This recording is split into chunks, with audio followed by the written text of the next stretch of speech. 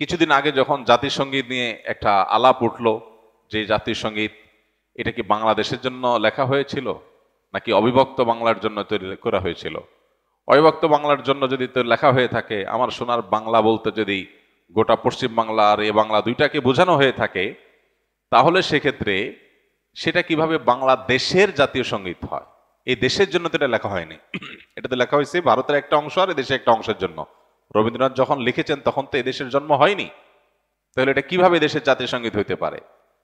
ভারতীয়রা তাদের ধর্ম মতে পূজনীয়, যে তাকে মা বলে সম্বোধন করে, আমরা মুসলমানরা তো সে বিশ্বাস করি না।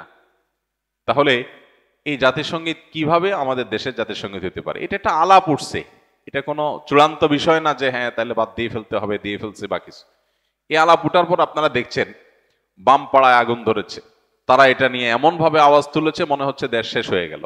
কিন্তু এখন দেশের স্বাধীনতাই যখন হুমকির মুখে, সার্বভৌমত্ব যখন হুমকির মুখে, দেশের বিরুদ্ধে সকাল বিকাল যখন মিথ্যাচার চলছে, তখন তাদের সবার মুখে কুলুপ। এই মানুষগুলোর শয়তানি যুগ যুগ ধরে আলেম ওলামারা আপনাদেরকে বলে আসছে, আপনারা হয়তো কেউ বিশ্বাস করেছেন, কেউ করেন নাই। এখন সময় এসেছে প্রকৃত শয়তান দেখার। শয়তান দেখার খায়েশ যদি থাকে কারোর, তো এদের চেহারার দিকে সকাল বিকাল তাকালেই শয়তান দেখার খায়েশ পুরা হয়ে যাবে, যে মানুষরূপী শয়তান কিভাবে হয়, মানুষ কতটা ভণ্ড হয়, কতটা ইতর শ্রেণীর হয়, কতটা মানুষ বিচারী হয়, মুনাফিক হয়। এটা এদেরকে না দেখলে বোঝার কোনো উপায় থাকবে না। তারা দেশের প্রেম আর দেশের মায়া এমন ভাবে জিগির করবে, আজ বহু বছর ধরে আলেমুল আমাদেরকে আসামের কাঠগড়া দাঁড় করা রাখছে। আলেমুল আমারা দেশের কোনো সুবিধাই ভোগ করে নাই, না সরকারি কোয়ার্টার পাইছে, না সরকারি টাকা পয়সা লুট করার করছে, না অন্য কোনো কিছু। কিন্তু দেখবেন দুর্দিনে সবার আগে জান দিয়া, জীবন দিয়া আলেমুল আমারা সবার আগে চলে যাচ্ছে। ভাইরা আমার, এই তথাকথিত সুশীল শয়তানগুলোকে এবং তাদের শয়তানিগুলোকে চিহ্নিত করার সময় আমাদের আসছে। মসজিদের মিম্বরগুলো থেকে এখন এই আওয়াজ উঠছে, দেশকে ধ্বংস করার যে চক্রান্ত ইসকন করছে, তাদেরকে আর এদেশের শান্তিপ্রিয় হিন্দু ধর্মাবলম্বীদেরকে আমরা এক করে ফেলতে চাই না, গুলিয়ে ফেলতে চাই না। হিন্দুত্ববাদ এক জিনিস আর হিন্দু আরেক জিনিস। এদেশের যারা হিন্দু ভাইরা আছেন, বৌদ্ধ খ্রিস্টানরা আছেন, তারা শান্তিপ্রভী দেশের নাগরিক, তাদের সে অধিকার আছে। তারা নির্ভয়ে দেশে তাদের সকল কার্যক্রম পরিচালনা করবেন, কেউ সেখানে বাধা দিতে যাবে না। গত দুর্গাপূজার সময় আপনারা দেখেছেন মাদ্রাসার ছেলেরা, মসজিদ থেকে মুসল্লিরা কিভাবে বের হয়ে মন্দিরগুলো পাহারা দিয়েছে। পৃথিবীর কোন দেশে এটা দেখানো যাবে? এই দেশে আছে। এদেশের হাজারটা দোষ আপনি বলতে পারবেন, কিন্তু এদেশে মানুষের ধর্মীয় সহনশীলতা, এটার নজির পৃথিবীর অন্য 10টা দেশে আপনি খুঁজে পাবেন না সচরাচর।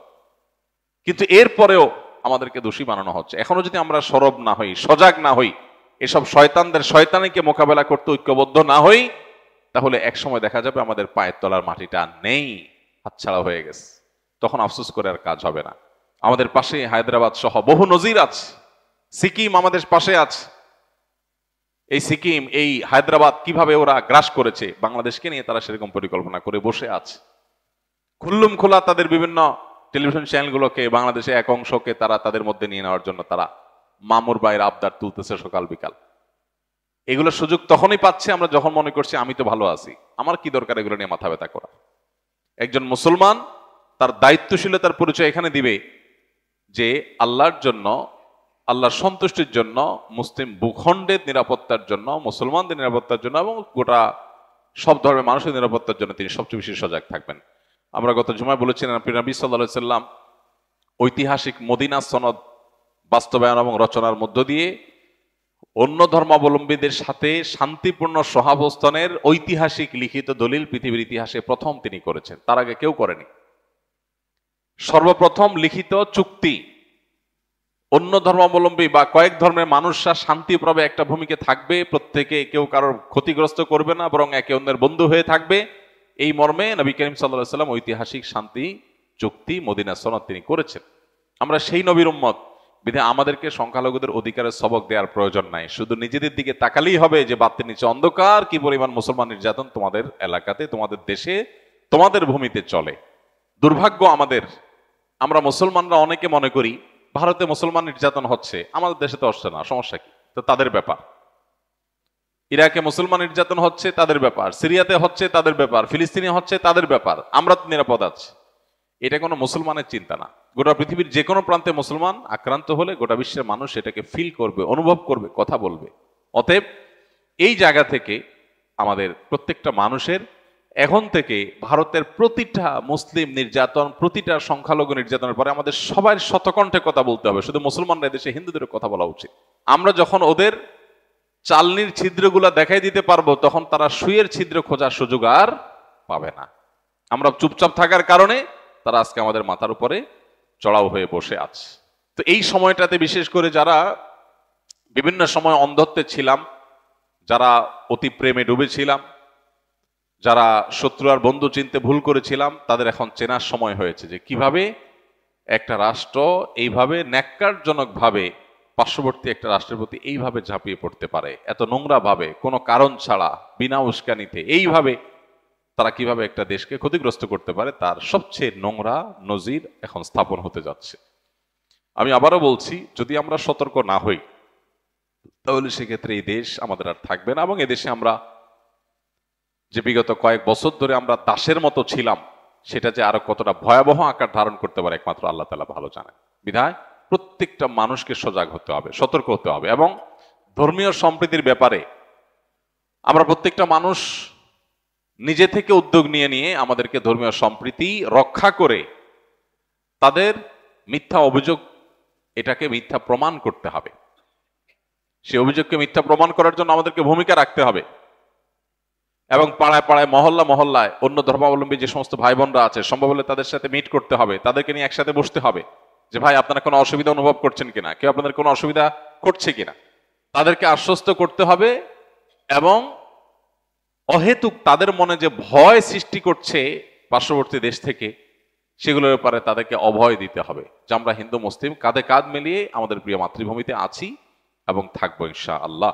প্রিয় নবী সাল্লাল্লাহু আলাইহি ওয়াসাল্লাম বলেছেন, তিনি যখন তার মদিনা রাষ্ট্র কায়েম করেছেন, তখন তার সে ঐতিহাসিক বক্তব্য ছিল যে আমার এখানে যে সবচাইতে দুর্বল, সে হলো সবচেয়ে শক্তিশালী।